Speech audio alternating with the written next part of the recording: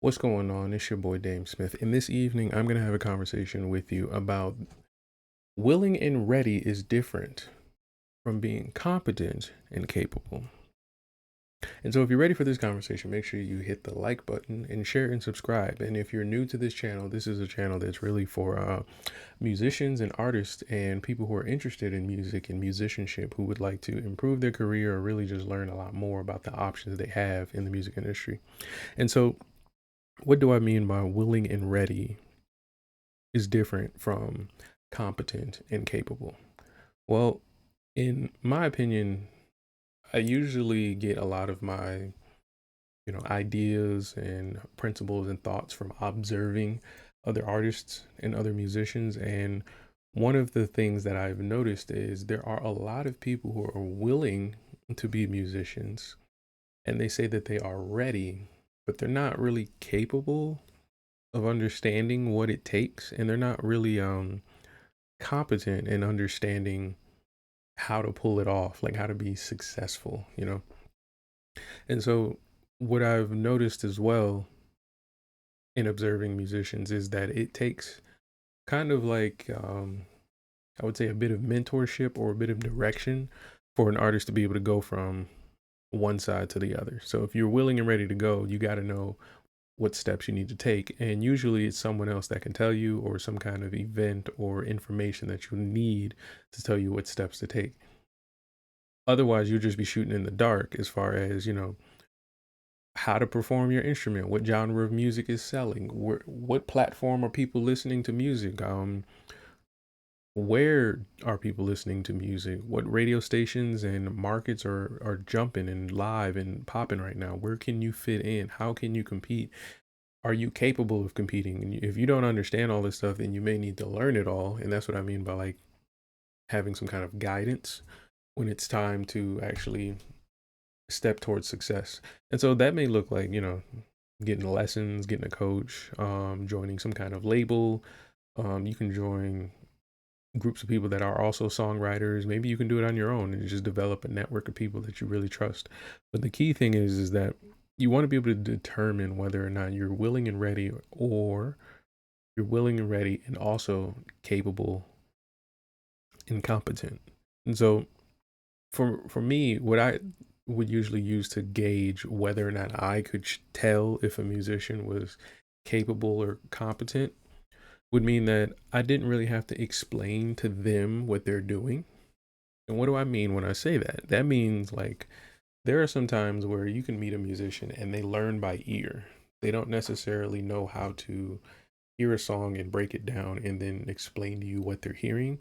They know that something is happening. They can regurgitate it. They may be able to emulate, meaning they can copy it, but they can't really explain it, teach it, or break it down. And that's the difference between, I guess you could say, a manager who just, clocks into their job and a manager who actually cares about the results of the day.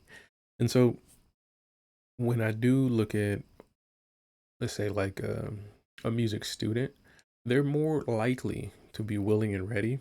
But what can really show potential of them going to the next level is their intention behind how they want to learn.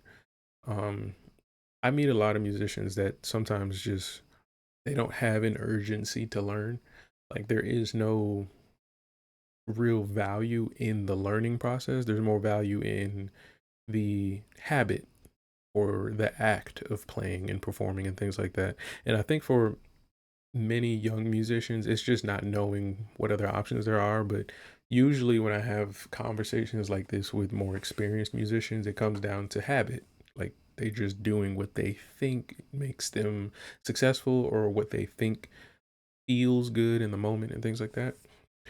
And to give you an example of what I mean, that could mean that if you're a rapper or vocalist or something like that and you play in a band, there may be a point where you have to sit down and like do paperwork for about a month straight just to figure out all the legal things going on with your catalog of music, all the legal things that's going on with your royalties, how you plan on doing maybe the budgets for the quarter, next quarter, maybe next year. And so these things Oftentimes, when people have the resources, they'll just pay somebody to do it for them. They'll get an accountant, get an assistant, or something like that. But what that does over time is it one proves to me, like if I'm just a person on the outside of your business or your band, it proves to me that you don't know what's going on and someone else does, and I got to talk to them to really understand the information. And then it also shows that over time you will know less of what's going on because you are so hands off. And so usually what I've seen in the best and ideal version of this situation is that a person, they may pay somebody to, do their paperwork, do their taxes or their accounting, but they're very intimately involved in that process. Like they make sure they're communicating clearly. They're making sure they're not really, helicoptering over them, but they're just very transparent. They can understand what's happening in all angles, right? And conversations I have with musicians, at least early on, is typically that they would prefer to just make that easier. And understandably so, because you want to just focus on, making music, being creative, and making your artwork. But again, it means that you're sacrificing a little bit of competency on how you are successful. And to give you a parallel example that's outside of music, this would be like, I like to use fitness because it's pretty general, but if you were to be trying to lose weight and the way you're doing it is going to the gym, you're doing workouts and you're eating better, and for about 12 weeks, the scale is moving, you're feeling better, but then eventually the scale stops moving and you don't see changes. Do you know what's going on if you haven't tracked your food, if you haven't tracked your workouts, how many reps you're doing, um, what time you're doing your workouts, how much sleep you're getting, the nutrients in the food you're getting? Like, if you don't know this information, put it in the comments if you think you would really understand what the next step for your fitness journey would be in that situation. And depending on your answer, it will really determine how you look at your music career. And so you may find that you're not making enough, sales. Maybe people aren't booking you for gigs as often as you like. Maybe they are booking you for gigs, but selling tickets is kind of flatlining. You may find that um, social media, your engagement is kind of like tapering off. Maybe content isn't booming. Your music videos aren't ringing off as much. How do you know what's the next step to take if you truly don't know things like impressions on your analytics, if you don't know who's buying your tickets, how much they can spend on tickets, how much the people who buy your tickets are really making in a year? Are they families? Are they single? Um, what is the general income of the places you prefer to play at? Are the venues capable of promoting and aligning with your brand? Like all these different questions I'm asking have very little to do with what notes you're playing correctly, whether or not your lyrics are cool.